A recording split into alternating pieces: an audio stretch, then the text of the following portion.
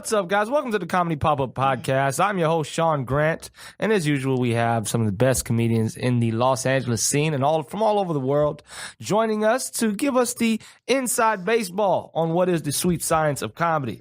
And today is no exception, man. We have some amazing guests. We have two in studio. The first one is an actress, comedian, and weed operator. She's the host of the Healthy Gossip Podcast, which is on this network. Please, big round of applause for Krystle Chats. Yeah. Krystle. Yes. Hell yeah, man.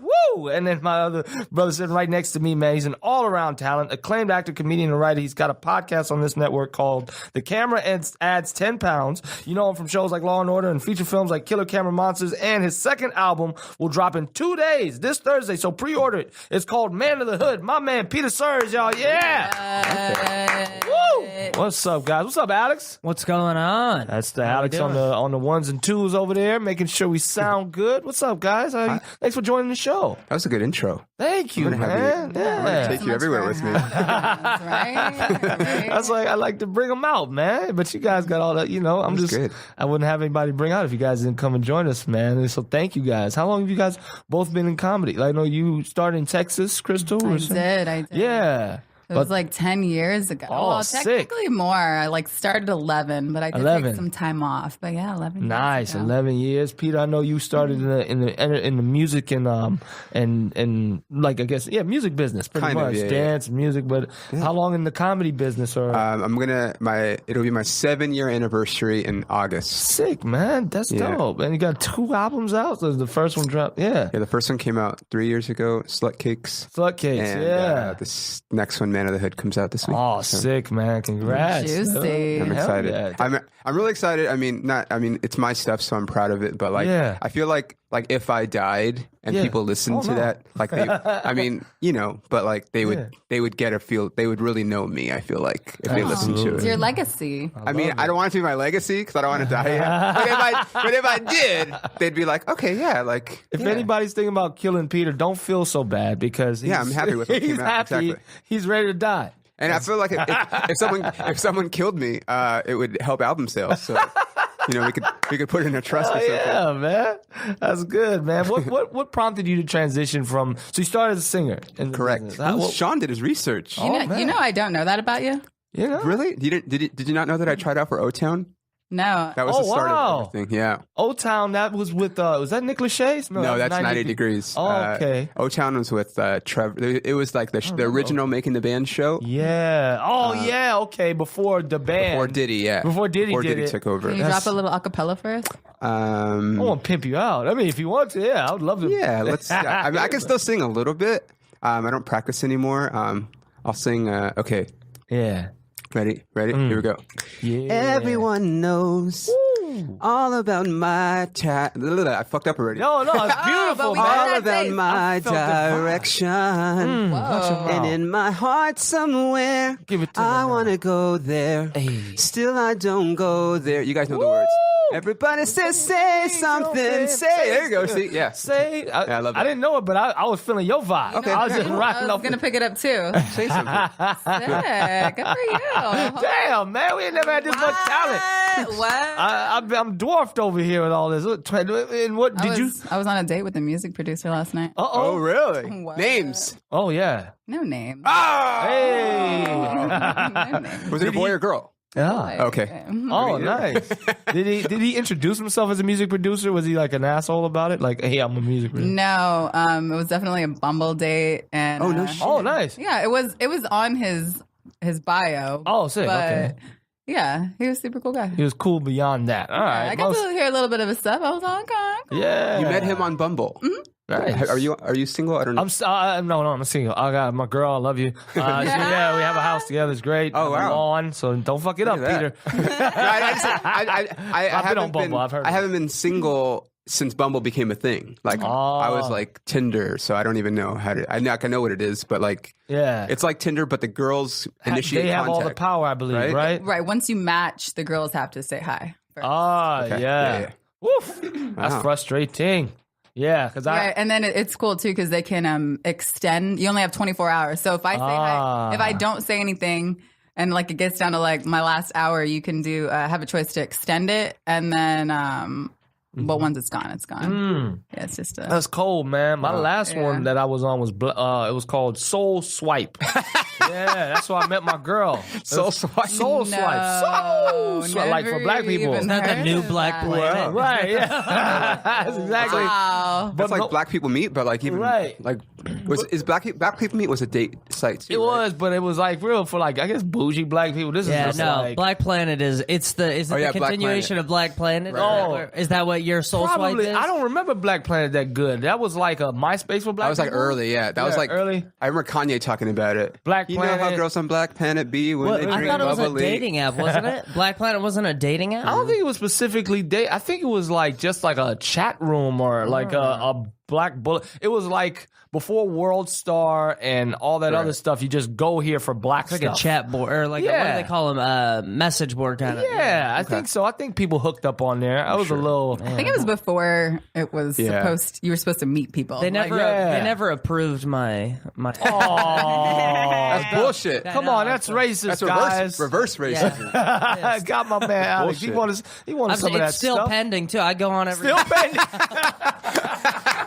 That's just I go to the library and log on. Oh man, that's frustrating though. Looking for love in this business, man. Like, so do you? Both of you guys, you have a girl too, right? Yeah. Is she in the business of? I mean, so she moved out here for acting, but she kind of, I think. I love you, but I don't know if she had quite the skin for like kind of like the hustle that it takes. I mean, and that's not for everybody, but like she owns a farm in Oklahoma. Her family owns a farm, so like she goes back home every summer to work on the farm. So like she's gonna take a part of it over pretty soon. So it's dope, and that's her passion. Like she loves it. So I feel that. I used to always say that to people that I'm all show, no business, because it's like. There is that weird, like, if you don't ask, the answer is always no thing. Exactly. Like, and it's like the whole, here's my card, check out my stuff. It's always kind of weird for women, too, because it's like, I'll check out your stuff. So I was like, I get it. I totally get it. Yeah. And now, it's cool now with the internet where you can, like, just constantly push your own content without it directly having to just necessarily like email it to somebody or so, but I get it. That's I don't think I want my girl in that. I mean, like she's not interested in it. She's doesn't have talent. No offense, I love you. But she's just not a talented person. We both have to like defend ourselves. Like, we love you. No, she's just not. I mean, she doesn't care about. That's never been a dream of hers. But it would be so frustrating. I mean, for anybody in my family besides myself, like to go through this business and get those frustrations and failures. You're gonna fail several times. A lot. Fail every people are day. gonna call you. You're gonna get trolls. You're gonna have people tell you to your face how you look and how they don't like how you look, and it's not for everybody, man. How you're not funny. Yeah, you're not funny, and this and that. I mean, that was my last comment. This guy, he went back like on a video I posted, and he's like, "Why is everyone trying to pretend that she's funny? Why is everybody pretending?" And I'm like, well, thanks for noticing that some people are pretending, right? You know what I'm saying? Thank you. Did you block these people? What do you do to them? No, she puts them on blast. Oh, okay, on her social media. I be screenshotting, you know what I'm saying?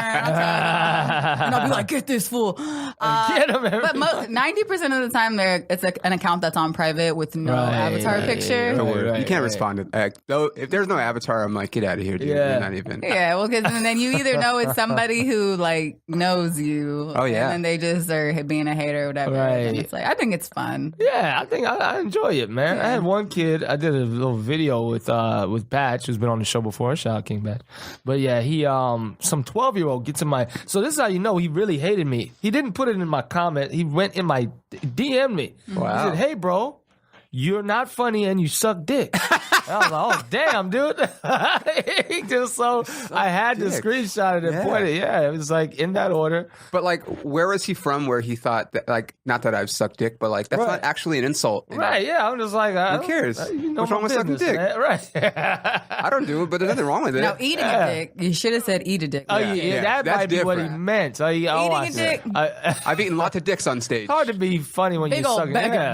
While you're doing it. Yeah, while you're eating pass the them dicks. out. Right, man. But I enjoy that, man. I think they need to get that energy out. It's better that they use it on us than to go, hurt somebody. That's true. Exactly. You know what I mean? Stab somebody at school. He's got to take it out on a celebrity. There's always not a celebrity, but somebody. I would like to say, anyone who's listening to this, like, please stop assuming that you're supposed to think every comic is funny. Right. Like, that's great. It's subjective. Right. You could watch each of us do a 15-minute bit and be like, I like that person and not that person. And that's okay because a different person's going to come in and say, I like that one and not that one. Exactly. It's like, some people like dirty, some people like clean, some people like clever, wordy, some people political, like puppets. Whatever. Right, exactly. puppets, They're two of the richest. If you like puppets, I'm your guy. I'm going all puppet. Yeah, man. Whenever they release like the top grossing comics of like every year, there's always like a puppet or two. And Terry Fader. The dragon, Piff. Oh yeah, Piff the Magic Dragon, yeah. People talk shit and it's like, I mean, just because you don't like them doesn't mean that other people don't. Like, you can't argue with the fact that they made millions of dollars. Oh, yeah. It doesn't have to be your thing. Yeah. It's art. Like, it's literally like a painting. Like, you can price a painting at $1 million. It's like, it's only $1 million when somebody buys it. Right. And there might, and with that one person who comes along and says, yes, it's $1 million painting. Would you buy a painting for $1 million? If it's the right name. Like what? Like what would you buy for $1 million? Like a Van Gogh. Oh, okay. Hell yeah, man. I mean, I know that's way more than $1 million, but I'm just saying, like, there's certain pieces, like, what I'd be like, I mean, it's like a diamond. They say diamonds are worthless too, but girls still want them. Right. I feel like something about laughing is very valuable to people. You know what I mean? Like, those paintings are great, but people to pay for a laugh, I didn't realize, when I started comedy, how much people just desire laughing. How much they like to go to a club and like, I don't know how to make myself laugh. I don't know how to, I'm not around people that make me laugh. I need to go pay someone to do this for me, man. And it feels good to be able to do it. And you do it, you're seen as the OC. I see you have a lot of, that's your base. I just moved back here from the OC. Back to Los Angeles. Yes. From the OC. Correct. Now, how would you describe that scene to people? And it's a loaded question because I feel I have a certain vibe about it that all right, I'll tell you mine. I'll load it up first and then you can tell. I just think that LA comics, in order to become complete comics, if you start here, you have to go to the OC. You have to go to the outskirts. You can't become a complete comic in Los Angeles. You can maybe become a showcase comic, probably become a really good one. But you cannot become a good touring comic, know how to put a longer set together until you go to like the outskirts where they let you have longer sets in front of crowds. People have been asking me that. Like, I just went to like Lancaster and what was the other town that I went to? Right, and people are like, they're like, dang, they're like, you're dedicated. Like, I can't believe you're going all the way out there. It's like, well, it's because I'm asked, first of all. Right. Oh, and Victorville. Victorville's the other place. Oh, 760. Yeah. Oh, and damn, you're good. I got air codes everywhere. And I drove through that damn national park. Oh man, my check engine light was on. Wait, which one? There's two ways to get there. The way that normally people take to get to Vegas, and then there's the National Parkway. I guess that on certain times of day has. You took the 14? Yes. Oh God. I know everyone said that. Like the whole crowd too. When I told them that, I was like, I just wanted to let you know how I got here. The whole crowd was like, gasps. Gasps. So to your point, yes. I mean, that's what I loved actually about the Orange County scene is it kind of reminded me of Texas. In Texas, there's like a lot fewer places to go. It's not like, a Burt's Back Room where you just like sign up, you're in and you're out. It's very like old school sign up mic or Anchor Bar is the really, really popular mic out there. Shout out to Evan Cassidy. You kiss me, I'm Baby Fuck you, I need you. Fuck yeah, bro. Fuck yeah. And that's a sign up mic, but still like, so again, still a little more old school vibes. And, I like that you do see a lot of the same faces, which is great. But man, the people out there are so supportive. Yeah. Because it's, we all obviously, you eventually start knowing each other's jokes and stuff. But it's really like, they're just supportive. Like, it's never like. Great place to develop. Yeah, they don't, talk shit, maybe behind your back. But no, like, to your face, it's just like, oh, like, what mic are you going to? I'm going to do this, this, and this. And let's do the work. Friendly, It's like nice. And that's the one thing I really respect about the comics out there. Absolutely, man. Is that it's not a lot of just, like, I feel like I've been to mics where people just like look at you and then that's it. And then it's like, no, like, hey, you can say hi. Hey, how you doing? Right, create a vibe, man. Yeah, like a real town or like a community type of thing. I noticed that happened out here too is I went to a mic and I ran into someone I hadn't seen in a very long time. And then it was almost like she wanted to explain to me that she was going to suck. She's like, oh, I haven't done this in my life. My set's going to be bad. That's just like, we're at a mic. Like, it's not supposed to be that's the polished. place you're supposed to suck. Like, I'm going to be up there with my cell phone. I'm going to be up there, like, with paper, whatever. I think that's what makes it so hard about it, because a lot of people think, I have to showcase all the time. And in a way, depending on where you're at, maybe. But then that's why you go somewhere else. To try to suck and try things and grow as an artist. Now, you've accomplished a lot in the span of 7 years. I mean, to get your first album on 3, what was your strategy starting here with the short sets, building your time to where you could put out an album in that amount of time? So I'll just tell you what I did. Yeah. And it's for everybody. It's not for everybody. But, in LA, one of the big things is doing, if you want to get on stage time, you have kind of 2 options when you're new. Yeah. You do mics or you do bringer shows. Yeah. I mean, it is what it is. I know people frown upon it, but honestly, like, it beats doing a mic, in my opinion. Oh yeah, it's crowd. If you're like, I mean, if you're new and you want stage time, people will tell you that it sucks, but I guarantee you, an audience of people that paid to see comedy is going to be better than an audience of stand-up comedians. Dude, like, I don't even understand that every show is a bringer show. Like, exactly. You might label the show. I saw, this is when I realized, I had the luxury, I started in Miami or South Florida. 305. Area. Oh, God dang, you're good, man. I'm going to get you one of these times. Valdosta, Georgia. All right, never mind. 678 Atlanta. Oh, that's good. That's pretty good. But I'm doing my show. I was doing a show, and then Tom Green had he had the 10 o'clock show. Okay. Tom freaking Green, which when I started, he's still big, whatever. Yeah. But he's calling, where are you? He's trying to fill up. It's a bringer for him, because even though he's a big celebrity and he wants to make sure it's packed. Right? Everybody, he's getting paid up on the door deal. Yeah, that's what I'm saying. Probably, when is it not a fucking? You got to make money. You got to take this business. What do you? What I like? Rel said he might have said it on this podcast. Rel Battle. One. Yeah, in here he said every show's a bringer show until your name is Krystle and it's just purely selling tickets because it's your name. Right. Then you are like. Up. Yeah, if you expect to perform for a room full of people, well, then you better start looking for people. That's your job. Yeah, exactly. That is a glorified bringer show. Yeah, right. Every show is a bringer show. Exactly. Just not every comic is a bringer. Right. Ooh. Like when you're famous, be focused on bringing. Don't be focused. Now. Well, when you're famous, you could send out a tweet or an Instagram post, and then all your fans are going to go. Yeah. If you're not, you have to tweet a bunch of times and post a bunch of times. Yeah. And so anyway, that's like, I got started doing bringer shows, but then I was like, in my mind, I kind of recognized that I would notice that there was like people on the shows that like were getting guest spots and whatnot, that I was like, I know that guy doesn't have people because he was on the last show. Like, he must be somebody. So I kind of just started talking to people. And then I realized that I could provide an asset, myself being an asset, to like help the producers of these bringer shows in a way. So I kind of got involved with I don't know if you guys know Matt Taylor. Matt Taylor, hell yeah. But I used to help him. He ran a few rooms, and I was like, yeah, man. I took the show with Andreas. Yeah, I mean they have great shows now. Oh my God, every show is packed. It's insane. Now they developed a system, but like he used to do bringer shows, and so like I would work the door or I would tend the bar. They used to have a room where like we would perform, we would serve drinks. I just did anything I can to get stage time.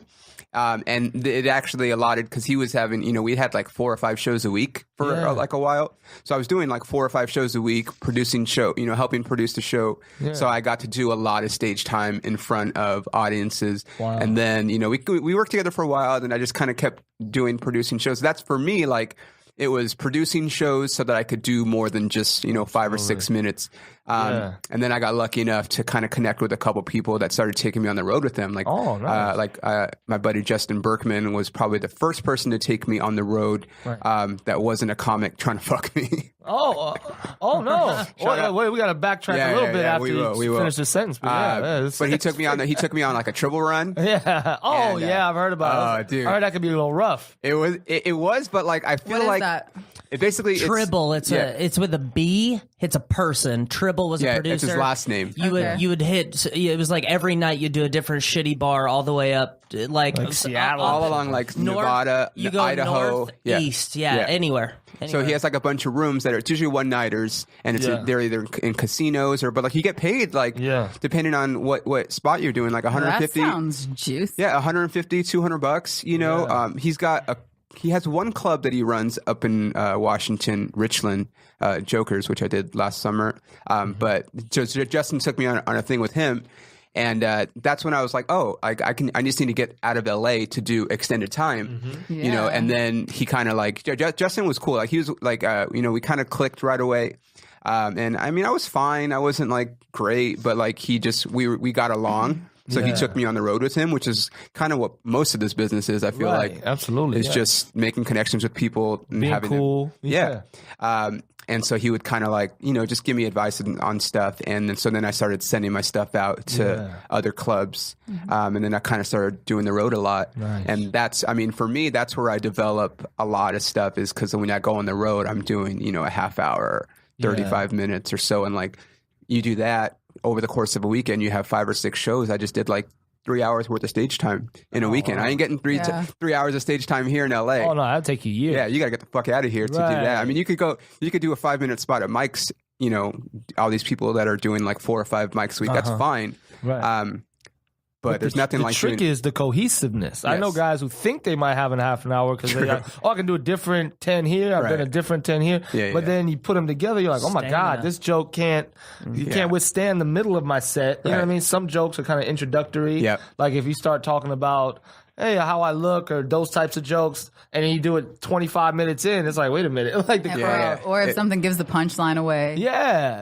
Something you might have said earlier that's like, oh, wait, but you already revealed that you were, you know, from this country or whatever it is. You see what I'm saying? Like, so yeah, it takes, and it's actually like a mental workout. When I first started doing like El Paso, and I go back actually. Comic Strip. Yeah, love that club. What was the area code? Hold on. No, I know it. Just hold on. No, I know it, dude. Hold on. Got your ass. Nope. Got you. Oh, come on. The Texas girl gets it before you. Hold on. No, I know it. Money in my pocket. Oh, damn it. I just have it. 215? Actually. No, wait, no. It's not 215. That's not? Is it good? That's I thought it's 2 something. It's 2 something. 210 is San Antonio. 830 is 214 is like I hate that I'm allowed to look it up. Comic Strip. Let me go to Bart, man. The Booker's Bart. Yeah, Bart Reed. Shout out to Bart Reed. And I'm not going to give his phone number, but it starts with, let me see. Oh, God. I think I got there. Shit. I got it. You got it? It is 915. 915. I knew it's okay. Damn it. 15 was good. I said 215? Yeah. I was close. But I try to bring guys from here to feature. Oh, yeah. And it's Are you headlining there? I'm headlining there June, the first week of June. Okay. So, yeah, come on out if you're in El Paso. Come check it out. It's a good club. It's fun. It's a great club, man. I love it. I first went there with Joey Medina, and he thought I was going to suck because I was from L.A. It was supposed to be Martin Rizzo featuring, and he couldn't do the show. So he said, oh, this guy's funny. And he was like, oh, man, I thought you were going to suck because a lot of L.A. guys, they come out, oh, look at this mic stand. They think they're being all creative and shit. So like, nah, just a regular, I didn't start in LA. But yeah, that's the thing is like, when I bring guys out, they're like, damn, this is like, I'm sweating. I'm tired. I'm literally mentally tired from doing. And Bart will see at a certain point in the weekend or the week, he'll just not like you just to see. Just that's juicy. Yeah, because you don't get off to the light. You know what I mean? You see the light, then you got your 5 or 10 minutes left. He's like, do like 25, 30, whatever, but wait for the light. Right. And then one day he didn't like me for like an hour and 10 minutes. And I always know. You were featuring? No, this is when I was co-headlining. Oh, okay. So he brings you, it was feature, then co-headline. Were you the first co-headliner or second? I was the second one. Jackie Fabulous was the first one. Jackie Fabulous. Yeah, so it was me and her just co-headlining the week. And he was like, just to see if I could, what I would do. Because you want to know, like, if something goes wrong at the club, checks, the machines aren't working, you can't drop the checks at the 45-minute. Can this person, leave the stage? And then people just walk out and walk on their bill. You know what I mean? They send you a note like on stage. You're like, they're like, stall. You're like, oh, okay, cool. Oh, yeah. Oh, yeah. You got to read it like, so, like. They come up to you and say, that's the best. I love when you know what the comedian just read. Because I saw that happen to Brad Williams. He was doing a show in Miami and Jerry Seinfeld popped in. Oh, shit. He had no idea. He was like, I got to get the hell out of here. Wow. Was he headlining? This is about to get crazy. And then Jerry just stopped in? Jerry just popped in. Oh, he wanted a spot so we had to get off. Well, no, he finished his show. They were like, finish your show, but bring up Jerry, pretty much. Oh, you know what I mean? Juicy. The only thing, cool, huh? I think the only bad thing about that is it kind of probably kills your merch sales. Yeah. You know what I mean? Like, because it's kind of a thing like, I just saw you, ha ha ha, give me your shirts. Right. You know what I mean? But if 30 minutes went by and I just saw Jerry Seinfeld. 30 starstruck minutes went by. Yeah. I'm like, I want to go buy Seinfeld. You want to buy my album? They're like, who the fuck are you? Who are you again? Oh, yeah, that guy. The guy who opened for Jerry. We did. when my first album came out, I did Laugh Factory. Yeah. And I don't know if it was the night it came out or the night after. Yeah. But Dane dropped in. Oh, man. And then came at the end and dropped like 35, 40 minutes. It was like your album release thing. Like it was kind of. We made it out like it wasn't like but yeah. Like that's kind of how we promoted it. Yeah. And then Dane comes and drops like 40 minutes at the end and everyone's just leaving. I'm like, okay, cool. Son of a. Did he? I mean, I don't want to get in. No, I mean, he's one of the best of all time. But it was just people started leaving afterwards. So it was like, all right, well. The groan. But that if you go, I'm gonna give them a shout out.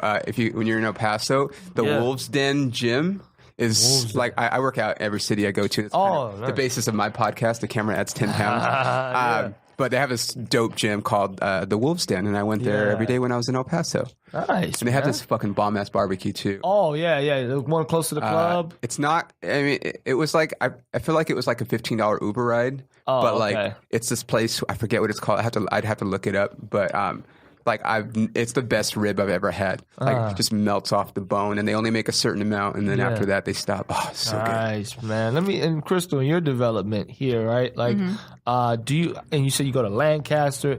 Like, what's the investment? How much do you spend per month in gas and in comedy? What do you think the investment is? Share this. Can I use your calculator? I'm actually so glad that you brought this up because people need to know. On my podcast, I talk a lot about dating comedians and how it really annoys me when if you do this on a date with me, like you're not getting a second date. I was headed to a mic and as this guy asked, he's like, "Are you getting paid?" And I was like, no, it was a show and a book show. And I said, "Are you getting paid?" And I said, "No." He was like, "Well, why do you have to go?" Motherfucker. I was like, what? How does that make what are any you talking sense? about, bro? This is a comic? No, it was just some rando. Oh, okay, and got I'm it. just like, why do you have to? Well, that's he's what all like, "Wouldn't you rather be hanging out with me?" And I'm like, no. I don't know. Okay, so let's see here. Well, let's just do. And you do a lot of mics. I'm curious to see how much you spend. Right. Let's do this, and then Gotta pay to play, guys. I'm assuming the people that listen understand like that.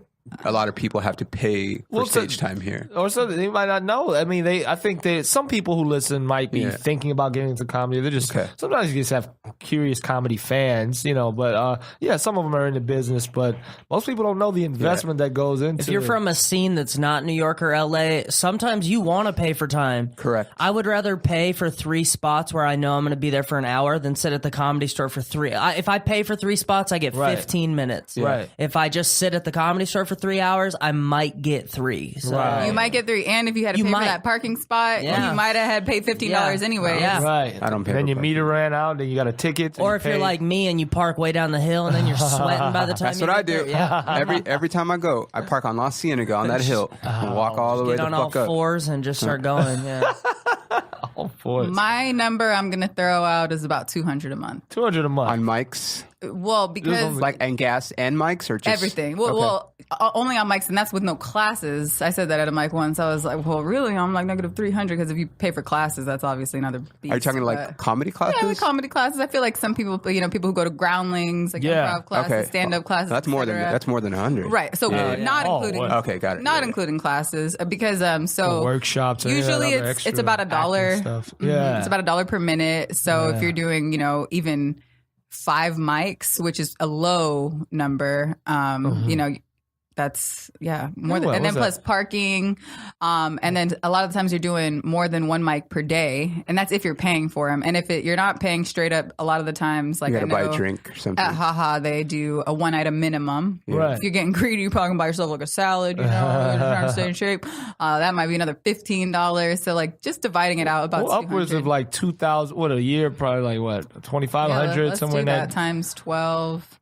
Yeah, about $2,500 a month. Now, if you're thinking if you're thinking that's too rich for my blood, you could do what Peter did, and you could just start working for these people. Right. And if you're trying to figure out how to get into a pay-to-play system with no money, offer yourself, roll up your sleeve. If you're too good, to go work for them, and you don't have money, then get the fuck out of here. Right. But I host for a couple of the different open mics around town, and I never pay for time anywhere because I go and I put in 3-4 hours of time. Right. Twice, 3 times a month for them, so I don't pay. Yeah. You can do that if you're listening. You got to make yourself. You got to make yourself an Show asset. your value. Yeah, like I know like a lot of guys like the sound guys. I'll do the sound on your podcast, or I'll do the sound at the. I'll bring the speaker, At the the PA Ha-Ha, system. At the Ha-Ha, they don't give you a sound guy. I've just been in the room where producers I knew needed one, and it's like, hey, give me on a show. I'll just stick around for an hour. You can outwork the system if you're willing to roll up your sleeves. Oh yeah, absolutely. And you have to be hosting. no ego, no ego. Yeah. Offering to host is also something because a lot of people think they're not that they're too good to host, but like hosting, emceeing is a thankless job. I feel like, especially like especially here when there's like you got like 10, 15 people going up in a night, but like even on the road, the show starts at 8 if you're because there's still some clubs where I have to like MC. You have to work your way up the system, and it's just like it's me. so backwards. I mean, to me, again, you go to London, which the compare there is the most, if not the best comedian on the show, the second best, maybe the headliner, because they do mostly showcase shows type things with intermissions. They're a theater culture. Right. They revere the host and the MC is the show. That's so weird. And when you go to the comedy, that's so true. Yeah, they set the tone of the show. They set the pace of the show. They create the vibe for everybody else. And here's how seriously they take it, how good they are. There's a dry erase board in the back of the Comedy Store in Piccadilly Square. Guys double up there a lot. So you might walk into a show that's in progress or during the intermission of the show because you're coming from across town to this show. On the dry erase board, they'll have the stage. And then stage left, there's a stag do, which is like a bachelor party or whatever. Then they have anniversary, birthday. You don't have to ask extra questions. Wow. 40 years married, whatever. If you have a joke that leads into that. There's no wasted crowd work. If the sets are 15 minutes, you just get right in. That's great. Perfect. And everybody seems to have a relationship with the show. Nobody walks in and starts asking old questions or seems like they weren't. What's that club? That's cool. That was the Comedy Store. Is that the one where like you have to do a 5-minute show, like to get in there? You have to do like a 5-minute spot, and people like the Gong. Yeah, you gotta do. They do the Gong, King Gong, which I won. Yeah. But it was like there was 40 comedians signed up, and you get up to 5 minutes. And I said, "That's crazy, man!" Like I was the song guy. I was like, "40? What is this? This is crazy." He's like, "They're not all gonna do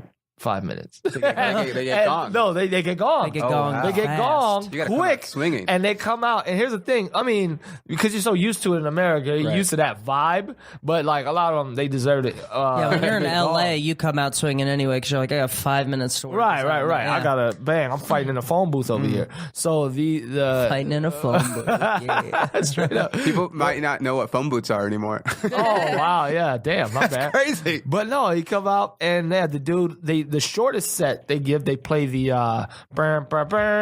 like they honor you like, hey, this comedian, let's honor their career. They bring you out if you're the worst. Oh, they just say your name. Let's have a moment of silence for this person's career. Wow, But that's so healthy for your growth. Because I bet if you're that worst person one time, you'll never be it again. Right. Yeah. You're like, and it's. I mean, look, man, you need like lumps. That. You need lumps in this business. It's good for you. When I see people that post all the time about like killing, I'm like, did you? You kill every a lot, night. Dude. You kill a lot, dude. You know what it is. Like, They do it every night. They say everyone. That's why everyone does that Kill Tony podcast, right? Because like everyone bombs when they get called up, but they do it anyways because they're like, well, good exposure. You can crush, and they're gonna treat you. They're gonna treat that. They're gonna. That's what the show is them mocking you. You know. Okay, cool. And like it doesn't matter how good you do. If you ever do it, they're going to make fun of you. Right. Oh, okay. But you might also get a 10-minute spot on like a secret show too. So on like Red Band show. Are you supposed to tell us that? No, it's not secret. Secret show. I'm kidding. I'm kidding you. I mean, I do want to say about the hosting thing because I host a mic once a month in Long Beach, LBC, and like that, I love it so much because that is my special time. Yeah. I get, if I can run the clock all I want and tween. I can take my time and practice. Host where I can really practice hosting. Right, as I like hosting. I think it makes you good. It helps you think on your feet. If shit happens, you have to address it. Right. There's some like I don't know if you've ever worked at any of the clubs in Vegas, but in Vegas you have to do. The host comes up. does like, either 10 minutes up top, and then the feature act comes out and does his thing, and then the host comes back and does like another 5 or 10 depending on what club it is. And like the first time I did it, like I wasn't ready for it because I didn't even know that. Like I just walked in and he's like, okay, you're gonna do 10 up top and then 10 in the middle. I was like, oh, okay. So now I'm like rethinking like where I'm gonna put stuff. Right. So it's different there, and but it's an important job. Is that the Factory? Where were you? This was when I first started working in Vegas. It was the Improv, which is not there anymore. It's not there anymore. I know. Bummer. And to your point about it making the show, I have taken a bunch of classes in the past, and I remember I loved LA stand-ups because Dean Del Rey always hosted our class shows. He still hosts for them, yeah. And the one time I took the class and he didn't host, and I was so upset because the person hosting, no offense, names.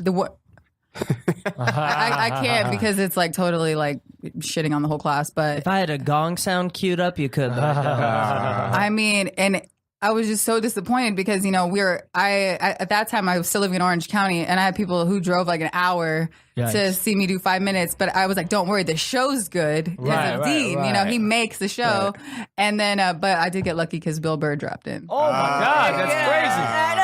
I was like, hey, I've all saved it. Did he bump anybody, or did he just go last? Please tell me he went last. No, he went in the middle, so somebody had to follow him. That's the best. No. That is the best thing for you. You want a room after him. Oh, always. for sure. Because you already know you're going to suck. At least you get all eyes on you, right? Yeah. Hey, and if the host sets it up right, like, because I had a guy that had to follow, I was at the Haha hosting, and a newer comic had to go up after Gabe, and I was like, guys, all right, who's your favorite athlete? Who you like? He was like, oh, Messi. I was like, imagine you just saw Messi, right? Or are you planning to come play soccer for your family tonight, and then Messi showed up and he played soccer before you? That's how this next comedian feels. So then they're like, oh, okay, I would be. So they like him already. They like him before he even gets on stage. Like, man, that's a good what host. Would I do? Like a good host will make or break your set before you're even up there. Right. But just based on how they act when they say, Yeah. Like when I was still in Vegas, this guy brought me. He was like, never heard of this guy. Hope he doesn't suck. And it's like, Jesus. oh man, you just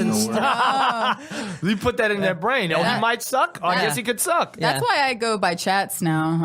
I don't use my real name because I got so sick of people. And people still be like, is it Chats? I'm like, what do you mean, is it Chats? Like, spell Chats. What are you talking about? Yeah. And because same thing, a host was like, and I was like, please don't say I'm from Newport Beach because I'm not. I'm not from Newport Beach, but I live in Costa Mesa. And her and I were having a conversation about Costa Mesa.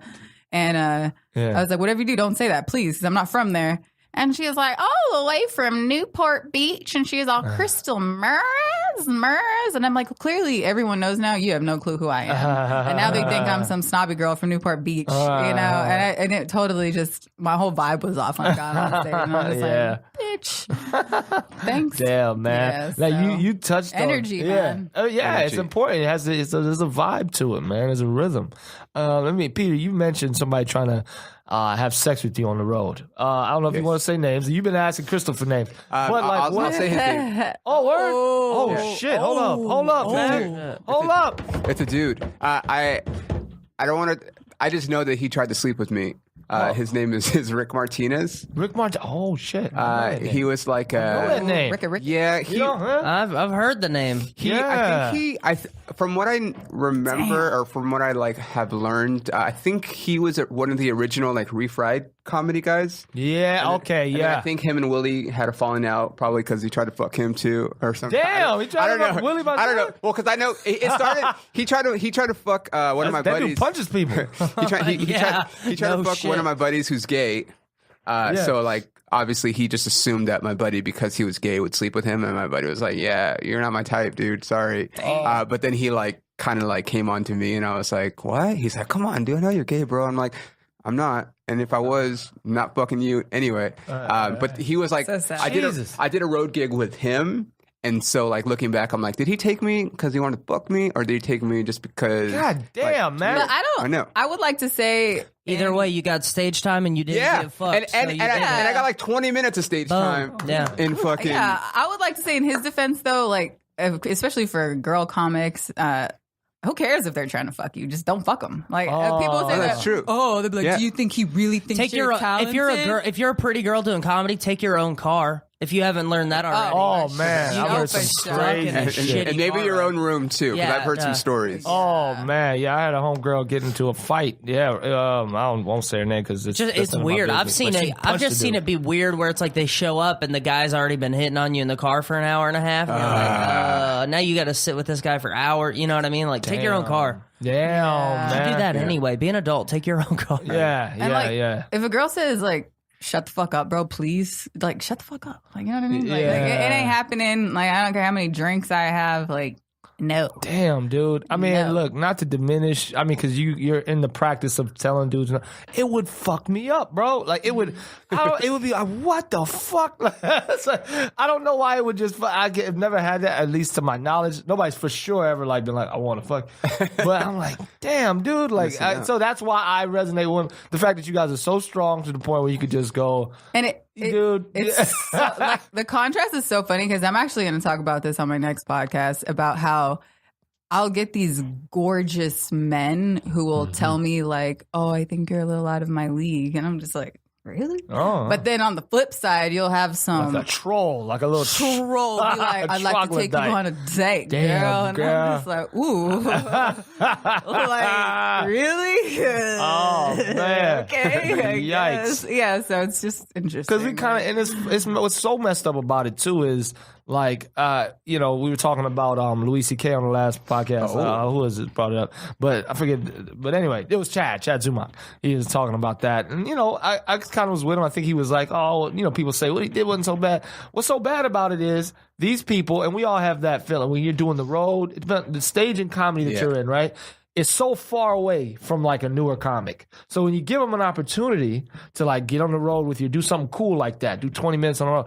Yeah, like, you know what I mean? Like to take advantage of that, like it's shitty. And so I'm not, he didn't, I guess, put his penis in a vagina, or like, but he took advantage of. He knew what he was doing. And he said it. He apologized for that. He said, look, well, I did that. And now that I've realized how much power, in a sense, when he says power, the adoration that these women or these newer comics look to him with, for you to do that and take advantage of that thing is so horrible, man. Like, it's just, you're a piece of shit. Yeah. Sorry, Louis C.K. But it's unfortunately just it's a pattern, It's not a secret, Yeah. It's like it's gonna keep happening.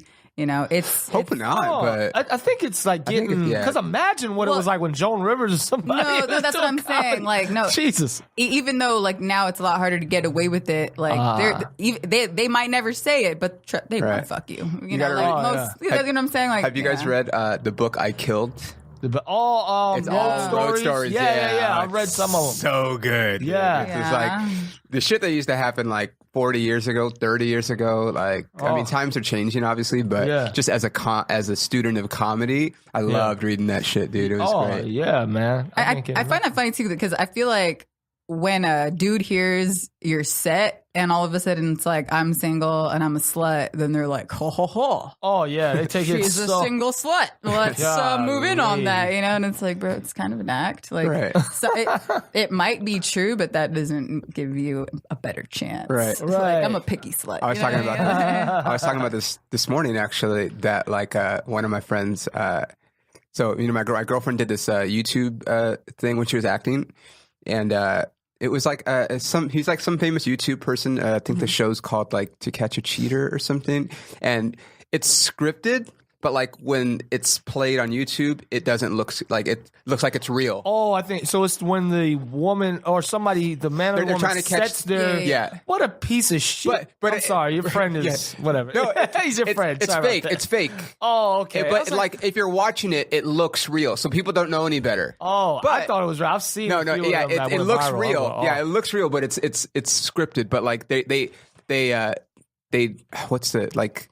It's presented as it's real. Right. Do you know what I mean? Kind of like reality TV. Yeah, exactly. Oh, totally. Exactly. And so my girl was on it, and then she was getting like, she was like the one that was trying to seduce the dude, and she was getting like hundreds of DMs, and like it quadrupled her Instagram following and whatever. Anyway, so they were asking me like, oh, like, do you get DMs? And I'm like, honestly, I think we talked about this.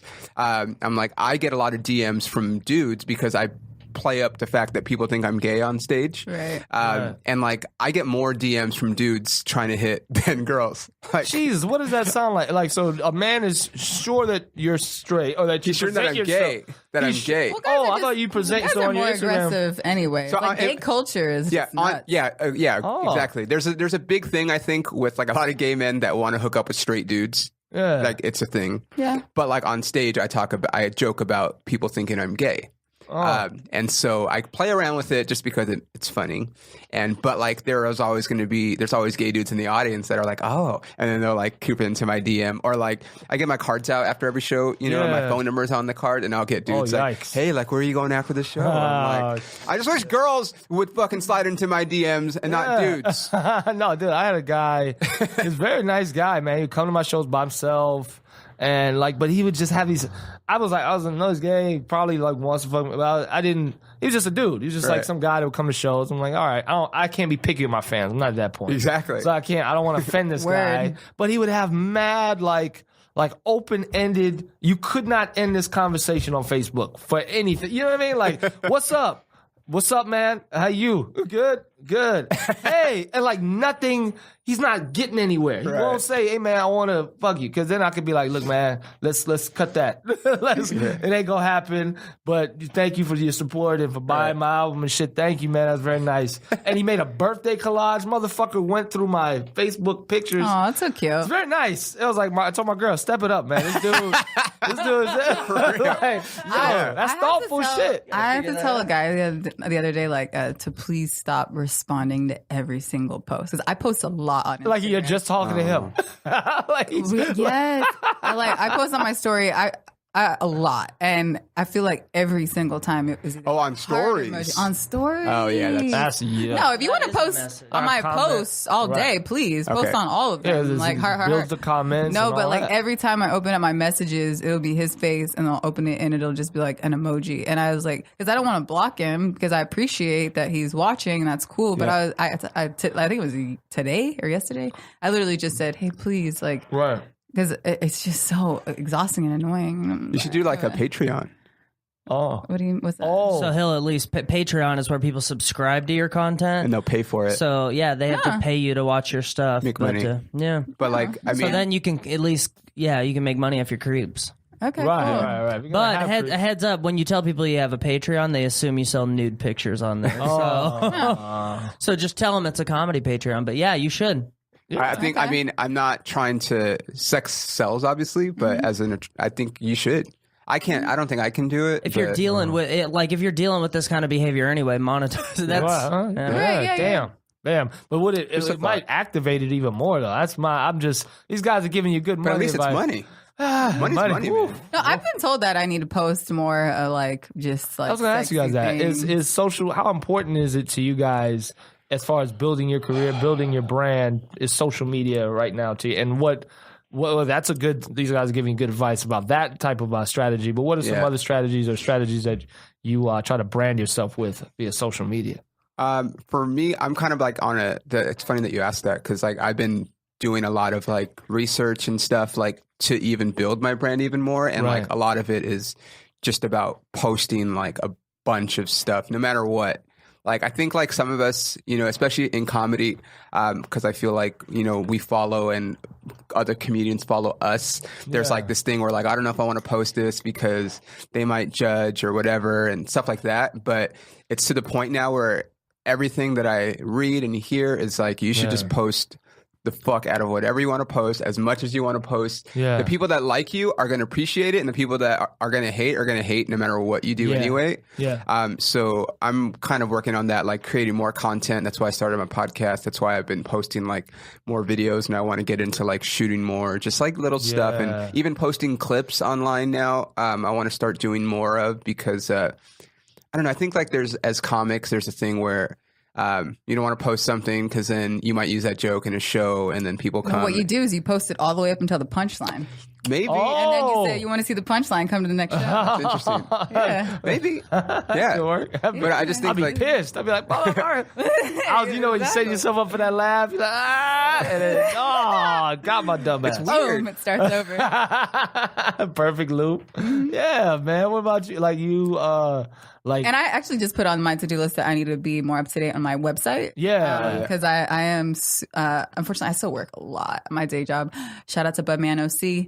Budman, baby. Will you deliver marijuana? Yeah, I'm a manager there. So sick. That's why I call myself an operator, because I'm literally just on the calls all day. Like, I probably spend at least 3 hours a shift just schooling people on weed. So, yeah. Oh, so that you talk to them on the phone? All day. Oh, wow. Yeah, placing orders. I'm the one that sends, I send the orders in, and then they send the girls out to do the deliveries. Interesting. So I've been telling myself that because when I have the free time, like the past couple of days, I love posting. And I like that you said that you just got to put it out there, because I feel like a lot of people talk about privacy. They're like, oh, privacy is the key to success, whatever. And it's like, yes and no, because I've always been a support of like going with the times, I'm not saying you need to have your Facebook Live on all day, but it's like now we're definitely in a society where it's like, it's okay to, food pics are normal, like this is what I'm eating, like this is what I'm drinking.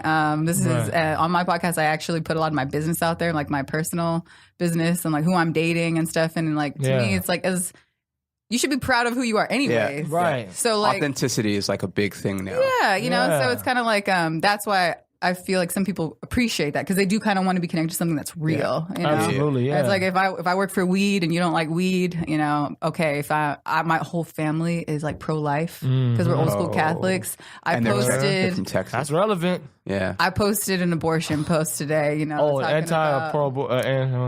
was that guy's tweet that says Alabama's so bad that they have to force people to be born. That's funny. I'm definitely pro-choice all the way. So yeah, and it's like, just put it out there. Who cares? Yeah. Like, right. And I feel bad though, because I know the people who have massive followings say like really.